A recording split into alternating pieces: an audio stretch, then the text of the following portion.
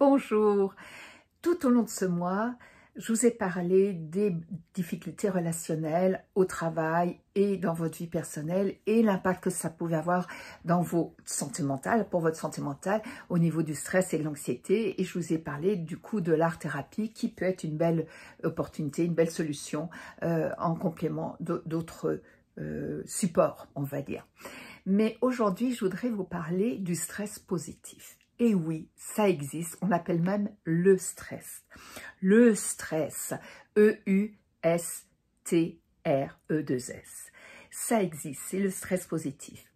Il faut savoir que le stress est là dans nos vies pour nous protéger, pour nous faire réagir en cas de danger, pour décupler nos capacités et notre capacité physique, mais nos capacités d'adaptation, de réaction face au danger. Et cela depuis que le monde est monde. Heureusement qu'il y avait ce stress au moment des hommes des cavernes pour qu'ils puissent soit affronter le danger, soit s'enfuir quand ils étaient attaqués par des mammouths.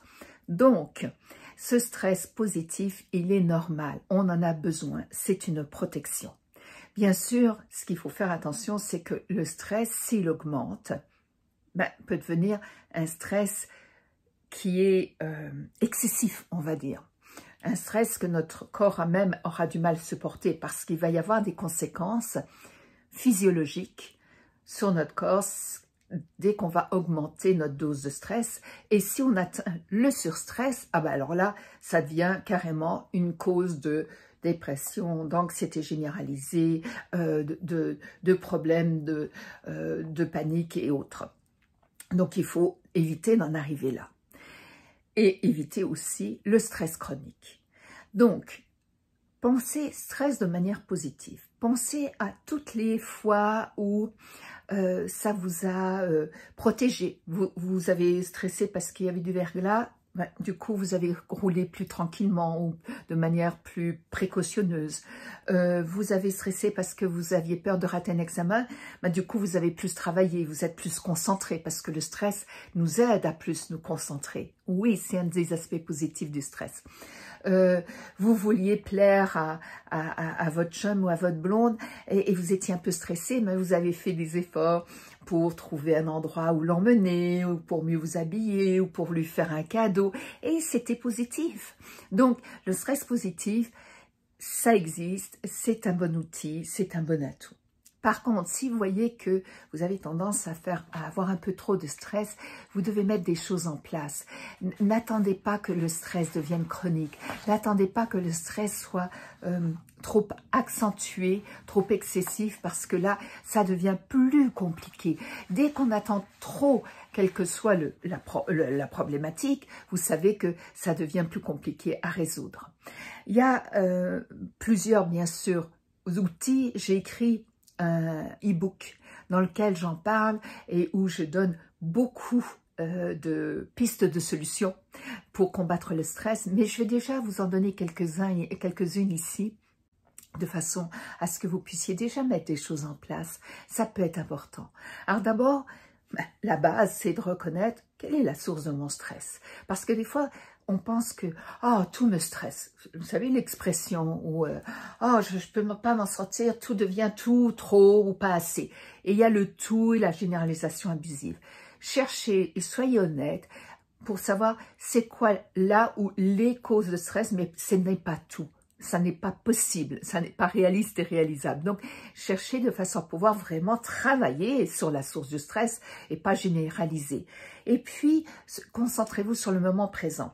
Par exemple, si je stresse parce que je vais rencontrer mon patron, mais que c'est dans 8 jours, est-ce que ça vaut la peine de stresser 8 jours avant? Ou même si c'est le lendemain? Je veux dire, en ce moment, je suis en train de travailler sur tel projet, ou je fais telle préparation d'examen, ou je suis en train de m'occuper de mes enfants, ou je suis en train de, je sais pas, faire mon travail de vendeuse, de notaire, de je ne sais quoi.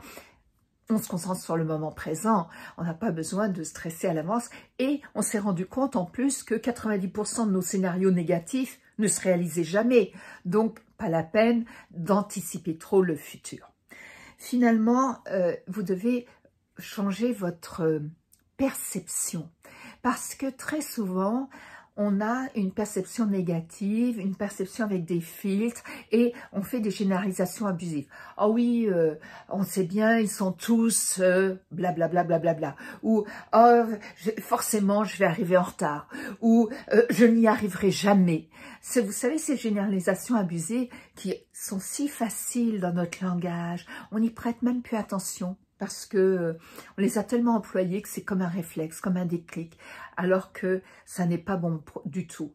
On sait très bien qu'il y a toujours des exceptions pour confirmer la règle déjà, mais aussi que c'est pas parce qu'une fois ou deux dans notre vie, on a eu des personnes inadéquates en face de nous, ou on a vécu des circonstances difficiles, que ça va forcément se reproduire.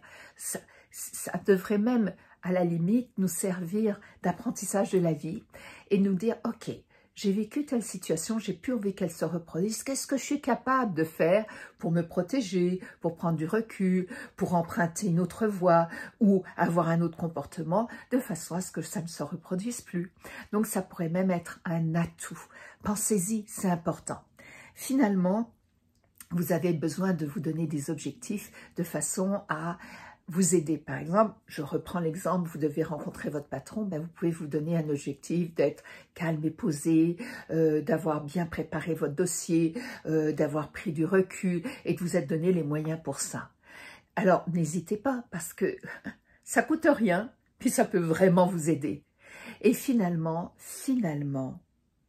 projetez-vous de manière positive. Pourquoi vous choisissez de projeter le futur de manière négative? Vraiment. Ça sert à rien, comme je vous ai dit, 90% pardon, de nos projections négatives ne se réalisent jamais. Alors, pourquoi ne pas inventer aussi des scénarios positifs? Ça pourrait très bien se passer, pourquoi pas? Sur ce, je vous souhaite d'avoir plein de bons stress dans votre vie. À bientôt, au revoir.